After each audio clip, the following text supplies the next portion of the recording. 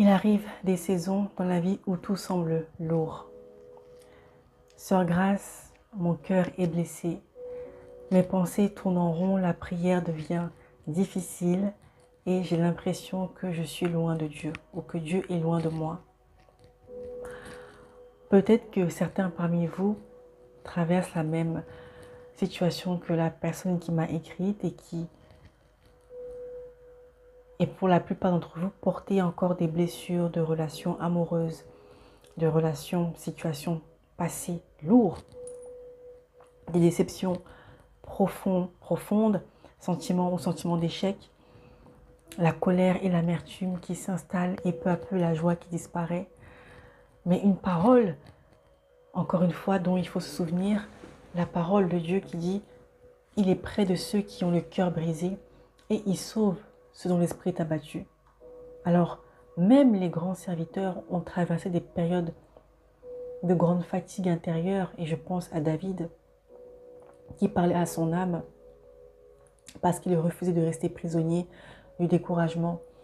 Alors, si toi qui passes par une dépression spirituelle, et si cette dépression spirituelle vient parce que tu portes encore des blessures non guéries, tu gardes encore de l'amertume, tu as perdu ton intimité avec Dieu, ou tu es tout simplement émotionnellement épuisé, sache que Dieu ne nous demande pas d'être fort, mais simplement de déposer nos fardeaux à ses pieds et de pouvoir se reposer.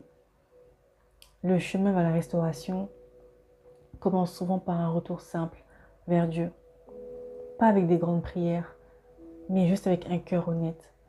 Alors si aujourd'hui tu te sens fatigué, dis seulement « Seigneur, je suis fatigué, me sens blessé, je ne comprends pas tout, mais j'ai besoin de toi, I need you ». Et je sais que Dieu guérit les blessures du cœur. Et ça peut prendre du temps, des mois, des années, mais tôt ou tard, ces blessures guérissent. Aucune relation, aucune déception, aucune trahison n'est trop grande pour la guérison de Dieu. Alors, à toi de choisir si laisser partir l'amertume ou rester dans la dépression serait le mieux pour toi.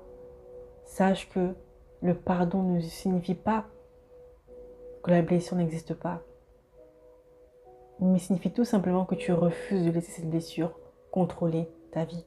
Et c'est mon partage. Que Dieu puisse te soutenir, te consoler, te restaurer, te